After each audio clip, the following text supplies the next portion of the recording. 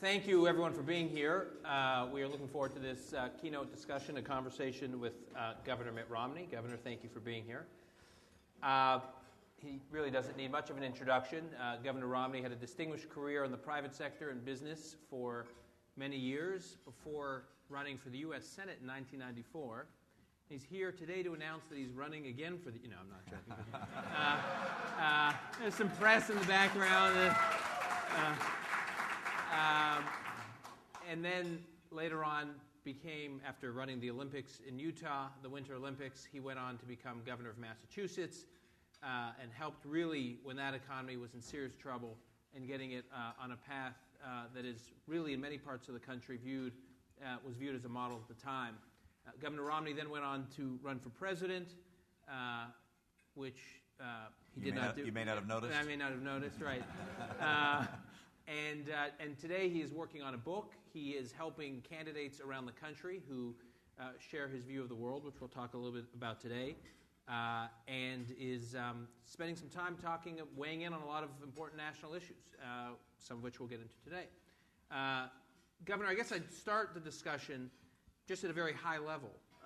President Obama is in New York this week. He's addressing the UN General Assembly.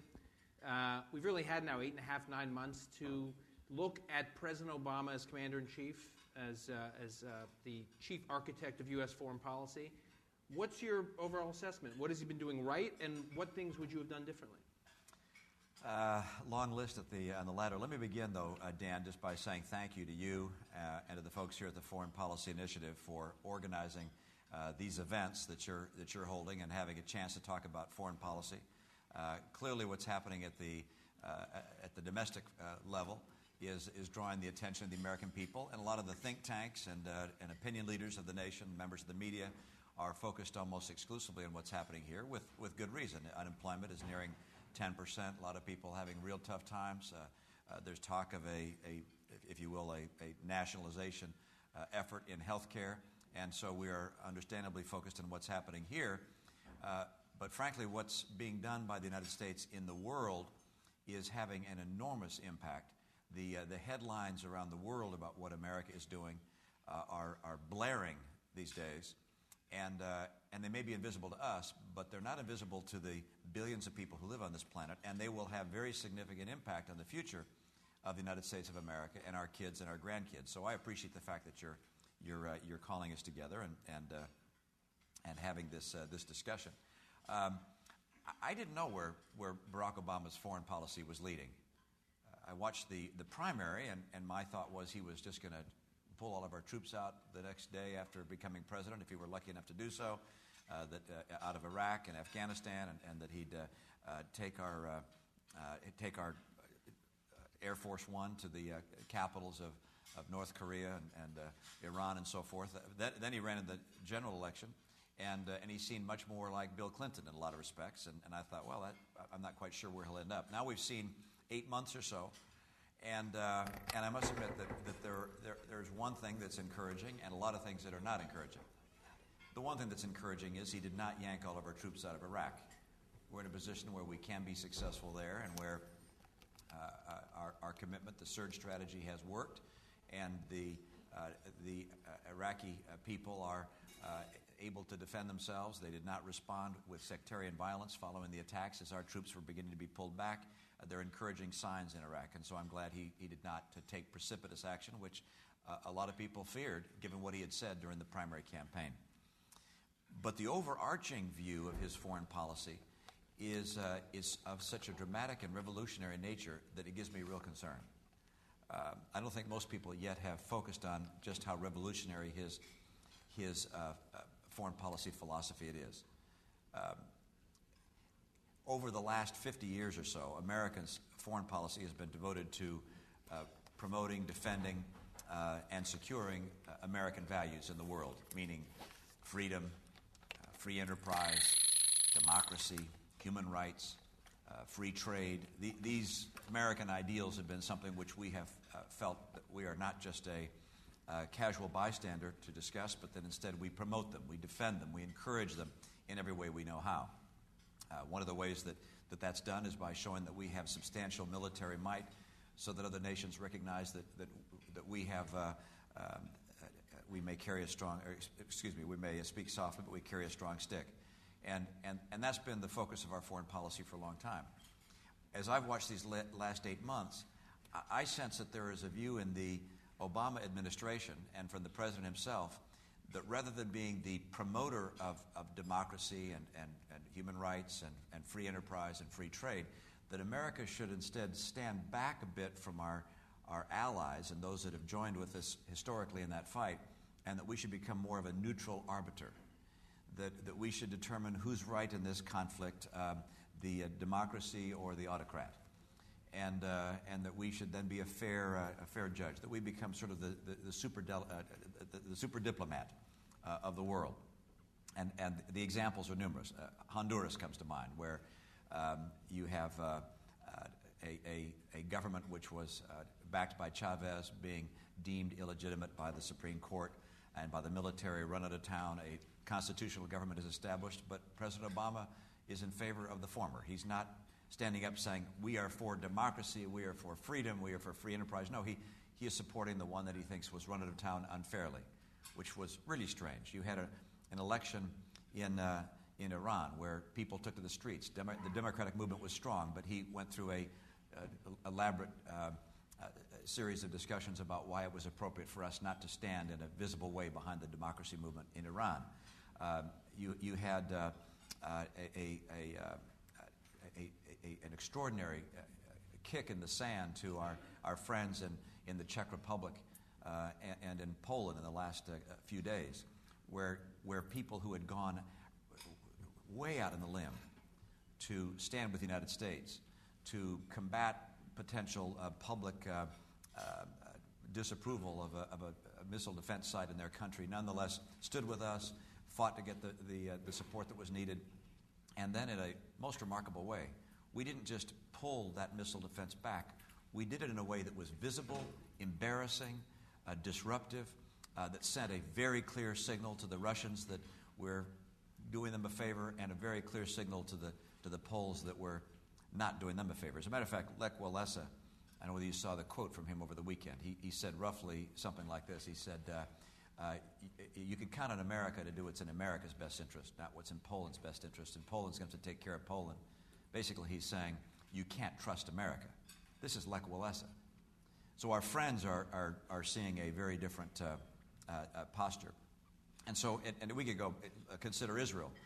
Israel, one of our closest friends, saying, what is the United States doing? So America is moving towards a position of neutrality. And actually, Hillary Clinton, in her speech to the Council on Foreign Relations, if you look at that speech, suggests again this idea that we're not the active defender and proponent of democracy and free enterprise and free trade and human rights, but instead we stand back. Now, neutrality may sound attractive to some people, but it has a inevitable corollary, and that is to become more neutral in dealing with the affairs of various nations. You inevitably draw more close to your foes, and you establish distance with your friends. And not surprisingly, our friends are very troubled right now and are wondering where America is headed and whether we're going to be the reliable partner we have always been. Now, there's some consequences of that as well. The friends say, if we can't count on America, we better start recalculating how we are going to make things work. That's why when Lech Walesa says, hey, Poland better think about what's right for Poland, that means, okay, stop depending upon the United States of America. And where else can they depend, therefore? They look elsewhere. Why is it that Bibi Netanyahu gets in a plane and flies to Russia? If America were making it very clear we are overwhelmingly, decidedly, and forever in your camp, that trip wouldn't have made a lot of sense. And so I think there is a recognition on the part of our friends that America is becoming a little more distant. And there's a recognition on the part of our foes, meaning the autocrats, everywhere from Hugo Chavez, who actually thinks a lot better now of the United States than of Barack Obama, and Mr. Putin, who is quite pleased with what we decided to do in Eastern Europe. Our foes are happier, and our friends are less happy. And the implications of that are obviously enormous, because if in this great battle of the advocates for world leadership, the one that represents freedom and the values of the West. I won't just call them American values, the Western values which we share with many nations in Europe and other parts of the world. If that nation decides to become less of an advocate, that really has to change the equation that they consider. And I just say parenthetically, Dan, that clearly there are major strategies at play to lead the world. Ours and that of the West is one of them. We represent that. It has freedom as one of its elements. It also has free enterprise as one of its strategic elements, and it's grown to lead the world. But there are other strategies. China represents a very different strategy. Like ours, it's based on free enterprise on steroids in some respects. No rules barred. It's the Wild West enterprise. But they've adopted free enterprise because it works. But they, of course, subscribe to autocratic rule. And then there's Russia, who a lot of us thought Russia was gone.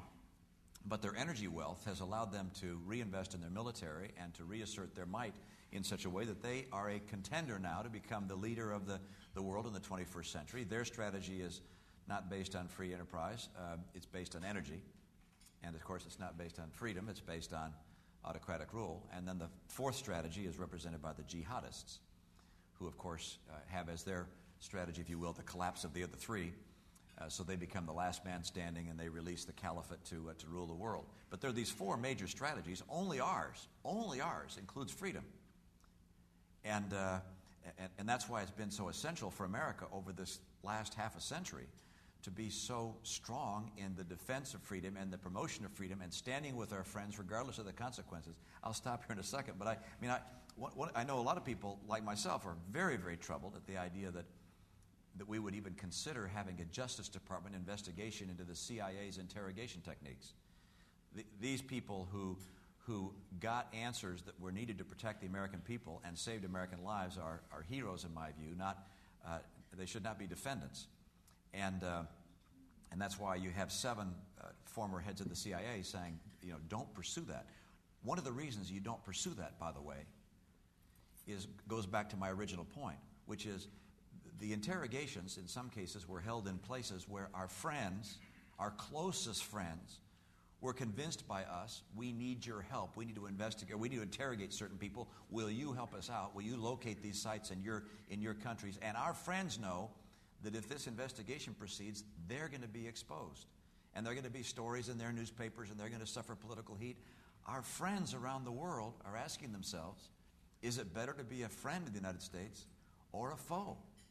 And that has dramatic implications for the future of freedom and democracy, human rights, and free enterprise. This idea that the U.S. is potentially heading to sort of being this neutral observer between democracies and autocracies, what do you think is the motivation behind this policy? It's got to be more than just a campaign to get the world to, quote-unquote, like America again.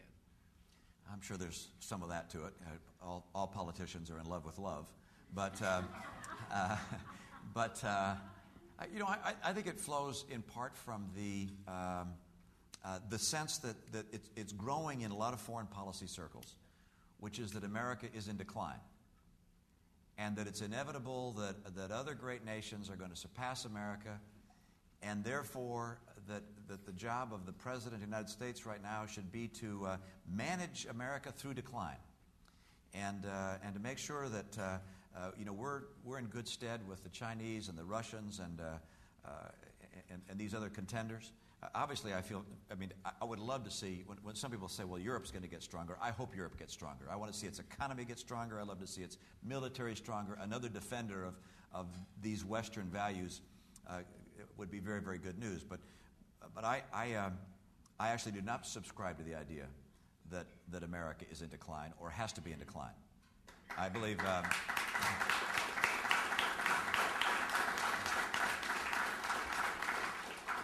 And obviously, I think it's essential for freedom in the world. But I think, if you look at the history of the great civilizations of the world, everybody who's been in our position ultimately either collapses or declines over time and is surpassed by a new entity. And I think people look and say, well, that history is not going for you.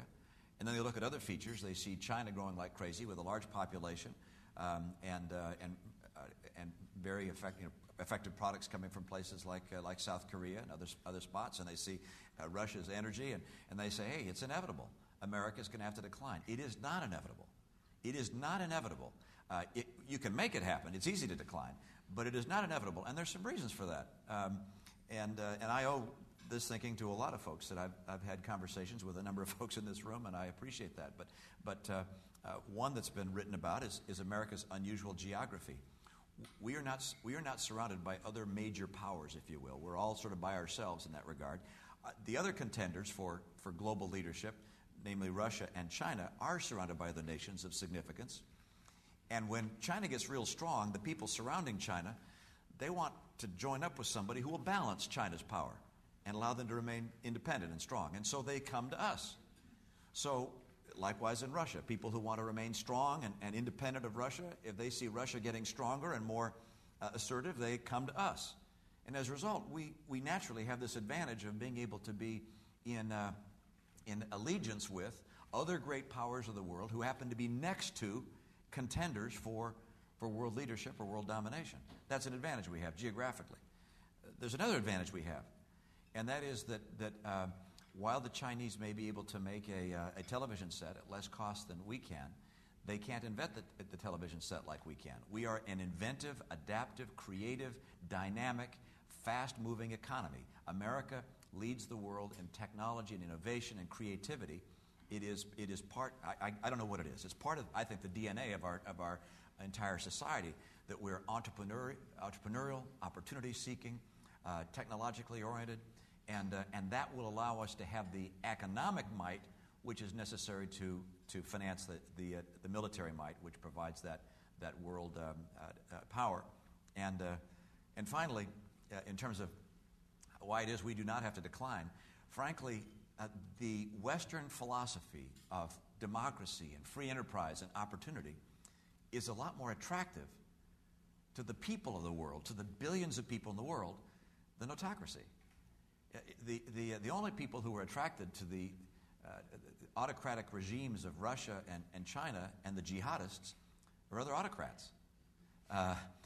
Hugo Chavez would much rather sit down with Putin and say, now, exactly how did you get this done? I'll get your notes from you. But the people of the world are not interested in sitting down with Putin and with those that are autocrats. The people of the world are going to be drawn over time, naturally, to what it is we believe.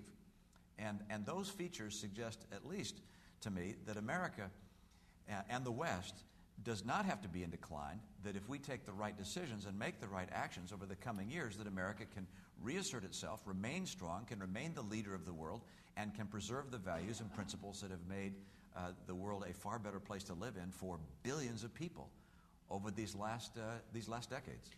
Drilling down on some specific issues, we've seen public opinion support for public approval, public support for a continued presence in Afghanistan cratering. We've seen leading senators like Senator Carl Levin, the chairman of the Armed Services Committee, saying that a troop increase is probably not a prudent path. Speaker Pelosi's raised the prospect of a timeline for Afghanistan. And then on Sunday, the president said that he is going to be very skeptical of any request for a troop increase that comes from General McChrystal, and that he's going to take some time to look at it closely, but he's very skeptical. I guess my question: what's wrong with that? I mean, why shouldn't a president take some time to really consider such a consequential decision? Well, you would of course hope that a president would be deliberative in developing a policy and a strategy, but he's been president for 8 months, and Afghanistan has been around for a while now, 8 years. This conflict has been. Hopefully, he's not just now thinking about a strategy for Afghanistan. Hopefully, the president was thinking about it at the time he ran for office and indicated that it would be the centerpiece of his fight against what he calls Al-Qaeda, what I call jihadists, taking a broader sweep. And, he indicated during the campaign, we were wrong to have been in Iraq. We should get our troops out of Iraq. We should be devoting the resources we need to be successful in Afghanistan. It's the center of the conflict. This is what he's been saying. It has been his strategy. It's been his philosophy, his principles. Then he got in and he said, there's a team there that I don't have confidence in. So he picked his team. He brought in General McChrystal, who obviously a brilliant leader in counterinsurgency, successful in other venues where his strategies have been employed. He picked his team. His team comes together and says, in the view of your team that has worked hard to develop a strategy consistent with your principles that you gave us, we have now reached this conclusion, and that conclusion is we need additional troops to provide the counterinsurgency success strategy that you've looked for, and if we don't get them immediately, we run not just a risk, but a very substantial likelihood that the mission will fail, that what you campaigned on, what you spoke about for these last couple of years, and what you've said for the last 8 months as president will fail. Now, this is not time for Hamlet in the White House. I have no problem, Dan, with the president being deliberative, but the time for deliberation hopefully has been invested over the past several months in extensive discussions and negotiations. There were some, like Warren Buffett, that said, President Obama, don't get into health care right now. There's too much that's important going on, the economy, Afghanistan, Iraq. Why don't you focus on those things? He says, oh, no, I got plenty of time. I can deal with all those things.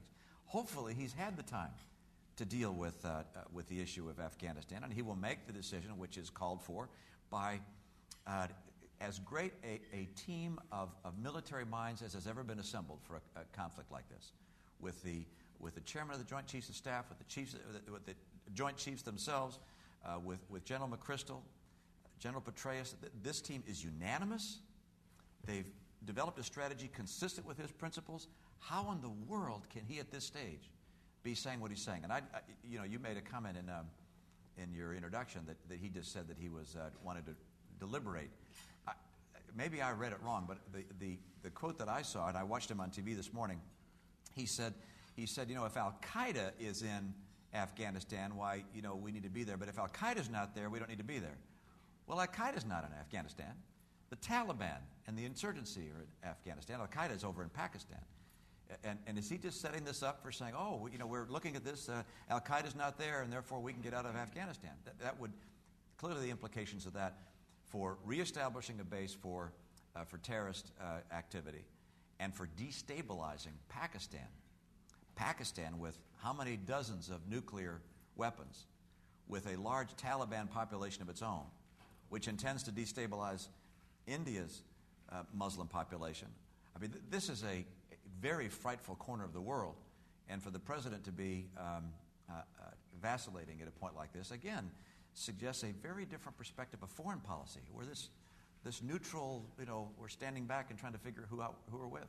On missile defense, you touched on it briefly. What, just in summary, what would you, or elaborate upon what you think the major implications are of the President's announcement on missile defense earlier last week? My guess is that most of the people in this room had the same reaction I did. I was dumbfounded. One, there's the substance of the decision, and then there's the message which the decision sends. The substance we can debate at great length. My argument is simply this: I saw that new intelligence suggests that the Iranians are not developing or have access to long-range missiles, ballistic missiles, but instead they're medium and short range, and therefore defending against medium and short range makes more sense. I say to myself, is our intelligence really that good? Do we have such good eyesight into Iran that we know precisely what they're developing, and for that matter, what they're buying? I mean, there are other places in the world that they might be able to secure a ballistic missile. So to suggest that our intelligence is that clairvoyant is just, in my opinion, an extraordinary mistake. And of course, if we need additional resources devoted to intermediate and short-range missile defense, well, then of course we should devote those resources. But you don't give up on the resources that are required to prevent a long-range attack. And the Department of Defense has worked long and hard to secure the sites that would allow us to have a long-range missile defense capacity in Europe, and to have abandoned them in the way that was done just doesn't make, if you will, military sense. I'm hardly a military genius in this regard, but as a citizen and an observer, it strikes me that was a very strange thing indeed to do. I also don't like the fact that it is violating the first rule of negotiation. Some have suggested, not the administration, Although some have suggested in the media, which probably got the idea from the administration, or may have, that it's a good idea to do something nice for Russia because then Russia might be willing to come together with us and put a little more pressure on the Iranians, and so we'll get something for this. But the first rule of negotiation is never give something up until you get something back. You don't just give up the number one objective of your opponent and then say, gee, I hope you'll give me something. That is never done. There are other message elements of what was done that are even more troubling, or at least as troubling as that. The message which is sent to the Czechs and the Poles, the Eastern Europeans, to the former satellite nations of the Soviet Union, to the Europeans and to our friends worldwide, is that America is pulling back from its friends. And, you think about how this was done. This could have been done in such a way, we wouldn't even have to make an announcement. It could have just been delayed, technical difficulties. We're implementing the program. You could move some dirt around. You could put some silos. There are things you can do so that you don't embarrass the Poles to their own people, the Polish leadership to their own people, and you don't send a signal to the world. You can do that way if you want to. But that was not the intent of this administration.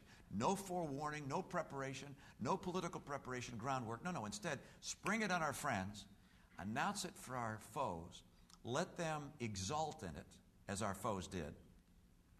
And that says to our foes, hey, if you're belligerent and aggressive against the United States of America, this administration will give you what you want. And that is not the message that freedom fighters and those who advocate for freedom around the world wanted to hear. So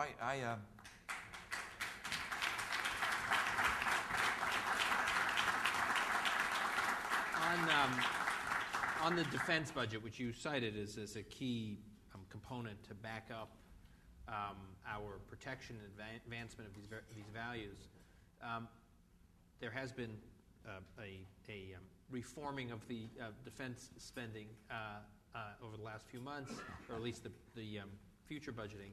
The administration argues basically that the exorbitantly high levels, they argue, of the past few years in our defense budgets were unsustainable. And what they are doing is not a dramatic, radical reduction in defense spending, but it's just bringing our defense spending down to more sustainable levels. Well, let me stand back, Dan, just with the theme I've already begun, which is that you have friends around the world, Japan, for instance, that look at the United States of America as their partner to balance the power of their neighbor, China. And if they see us being inadequate militarily, and particularly in our naval capacity, they're going to start rethinking their own calculation of who they have to be friends with. And so for the nations that desire freedom in the world to remain true to freedom and to work with us and to be part of our effort, they have to see that we're going to remain strong. So we have to have a military that is able to project the kind of might that they rely on. We have to have that capacity around the world or wherever people rely upon us. If we don't have that might, then those people who had been our friends and will be drawing towards us will instead turn around and look for other partners. And without question, what we're doing with our Navy, we have shrunk our Navy dramatically below the level which has been projected. 313 ships necessary to carry out our naval missions. We're now down in the 200s and projected to go lower. Our Air Force equipment is old and inadequate. We backed away from the F-22. The number of troops, we don't have enough troops on the ground, in my opinion. We need at least 100,000 more troops on the ground so that we, if as called upon for various missions, that we have the capacity to respond without having to send in our reserves and our guard. I went through and looked at the missions that we expect from our military and tried to add up what the cost was, and I could not come up with a figure less than 4% of GDP. Now, last year, our defense budget was roughly 3.8% of GDP. Next year's budget in the Obama administration takes it down to 3.7% of GDP. By 2017, he would take it to 3% of GDP. I don't see how we can possibly have the military capacity to fulfill the missions which our military has at 3% of GDP, nor to provide the confidence to our friends around the world that America is strong, that's necessary to preserve and protect freedom over this century. Is 4% too large a figure? Well, generally over the last, decades, the federal government has taken about 20% of GDP in taxes and for the U.S. economic activity, about 20%. So I'm saying that 4%, or 4 points out of 20 points should be used for defense. That seems to me to be an appropriate and not excessive level of investment to protect the freedom of ourselves and of our friends around the world. The same time, by the way, that we're holding, or that we're bringing the military, or that President Obama would bring the military from roughly 3.8% down to 3%. He's growing entitlements and mandatory payments to exceed 20%. So we're talking about a dramatic change, not only in the tax burden that America would feel, but in the priorities, which is we become a nation consumed with caring for ourselves and paying ourselves and redistributions of various kinds, and investing less and less in protection. And that's of course the path that Europe took. Europe took that path in part because they could rely on us. And if we as a nation start going down that path ourselves, it will cause a lot of nations in the world to rethink how they're going to protect themselves. You've spoken over the years about American competitiveness, economic competitiveness, the importance of free trade, as you talked about today.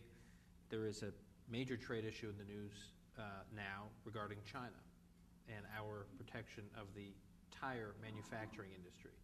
What is your reaction to this controversy and the decision by the administration? Well, I'm glad I can address that in this room, because this is a sophisticated audience, and my answer cannot be boiled down to a couple of lines. There is an understandable resistance on the part of almost all people to any change that would provide additional productivity. Now, you hear all around America, everyone cheers productivity, but that's because most people don't know what it is. They think productivity just means everyone's working harder and faster and better, and therefore we're all doing better. But productivity really means that more stuff is being created by fewer people. If a nation is highly productive, it means that fewer people are able to make more and more stuff. And the nation's wealth is a function of how productive it is, how much stuff is made by its people. And if you want to see wealthier and wealthier people, you want to see more and more productivity or more things made by the people of that nation. And a lot of people don't like that idea. You may say, well, sure, everybody does. But simple example, let's pretend there's a little country with 200 people. There's a long time ago, 100 people raise the food and 100 people build the homes. Someone comes up with the idea of making a plow and hitching it to a farm animal. And now they only need 50 people to raise the food. Is that a good idea or a bad idea? To the 50 people who lose their jobs, it's a very bad idea. And they will resist with great energy and passion the idea of allowing horses to draw plows, because it will make their life far more uncertain at best. Those of us who stand back a bit say, no, don't you understand that by having the plows and releasing those 50 people, that someone, one of them or someone else, is going to come up with something else for them to do, making chairs, making movies, whatever, that's going to make everybody better off. More productivity will make everybody wealthier and more successful. And that is something which is lost on a lot of people in this country. The tire workers of America look at these tires coming in from China and say, this is not good for me. And I understand that. And they and the corporations, it's not just the unions, by the way, it's the corporate executives and the shareholders and all the wealth owners, capitalists behind the tire industry are saying, don't let those foreign tires in here. It's going to hurt me. And it will, as those tires come in, it does hurt them directly. And therefore, what their response is, immediate response is, don't let them in. And if that's the response, my experience has been this. Over time, they will lose out, slowly but surely. The protections, as they protect their lack of productivity with barriers, they will become less and less competitive. The foreign guys will get more and more volume, more and more successful. They'll become more and more productive. The domestic guys get less and less productive, less and less competitive, until finally even the tariff can't hold them out. And the tariff, or the foreign products come flooding into the marketplace, and the domestic guys are gone. So putting barriers up, trying to put walls up, in my opinion, is a defeating strategy and will yield ultimate decline and collapse.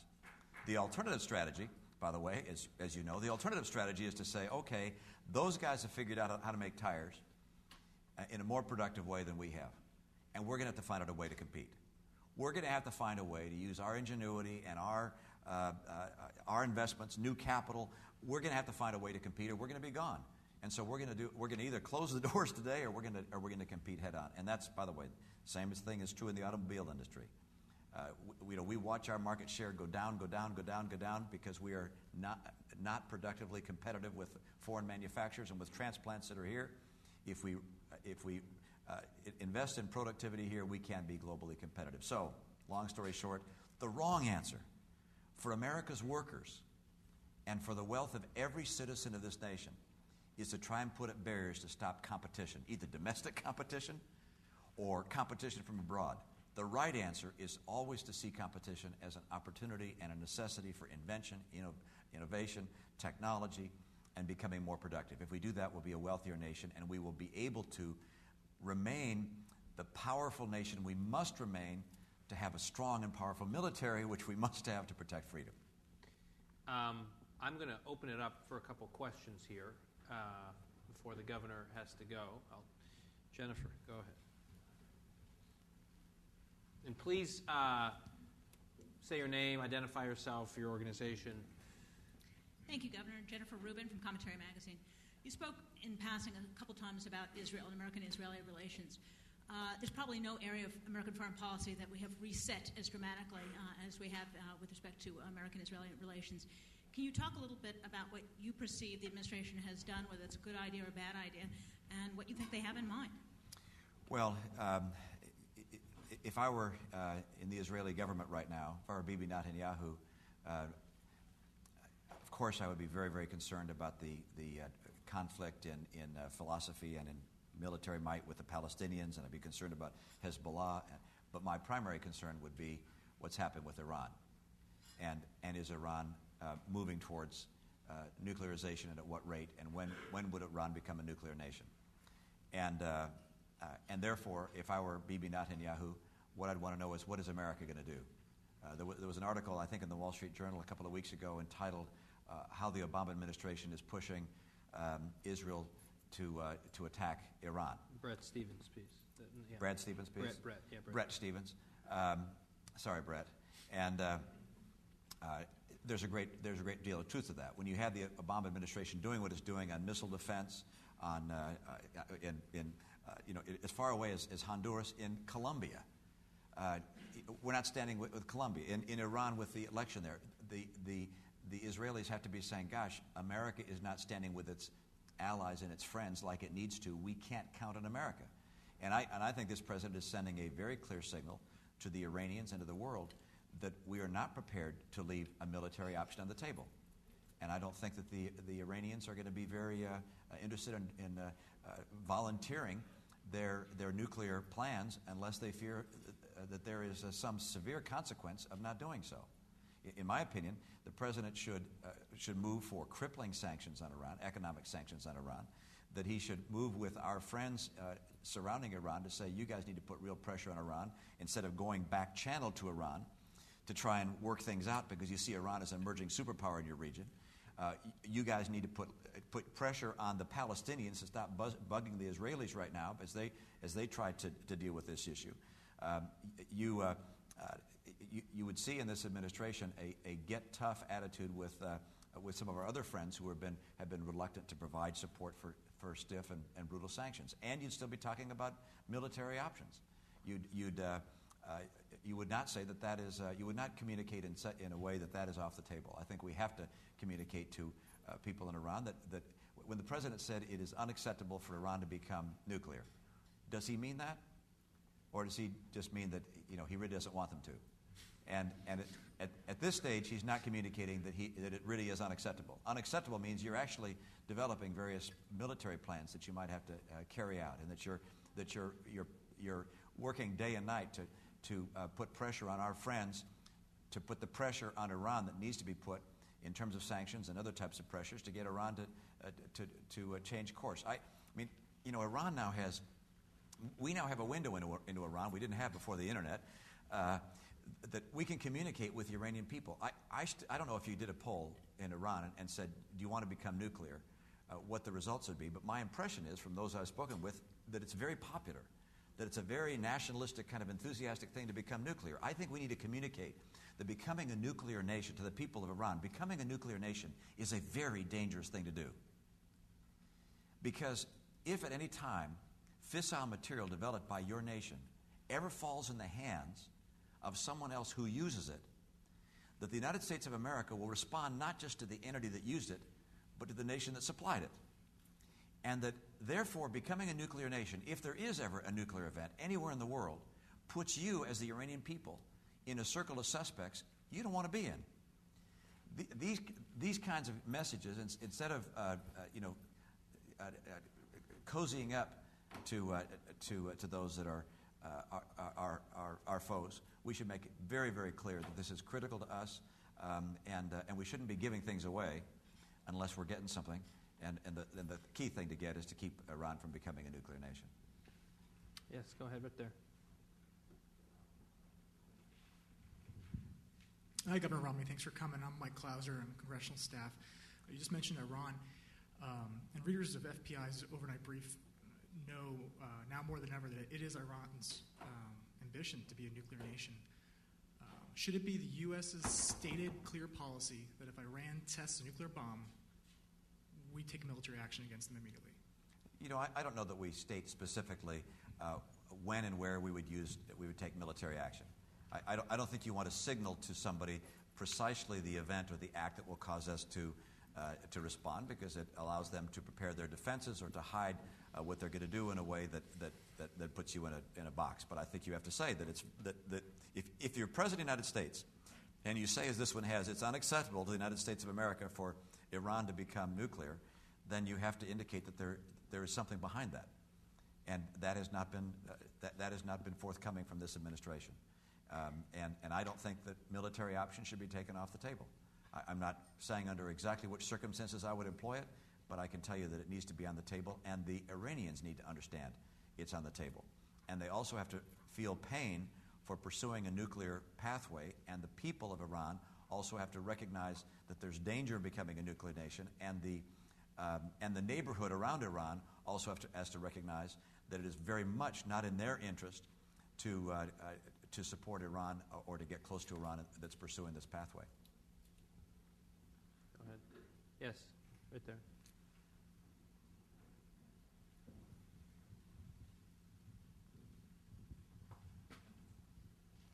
Hi, my name is Elise Stefanik, and I am representing American Maggie, which is a new Republican women's online magazine. My question for you, and it's more on the communication side, this summer the debate in the public has been primarily based around Tea Party's health policy. How do we raise the profile on these concerning national security issues related to foreign policy? Because everyone in this room understands the gravity of some of these decisions, but how do we translate that to the public to raise the profile? Because I think this would concern the majority of American citizens. Yeah, it's going to take a little while.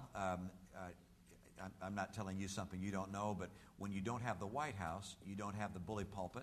You can't set the agenda for the media and for the American public as you do when you have the White House.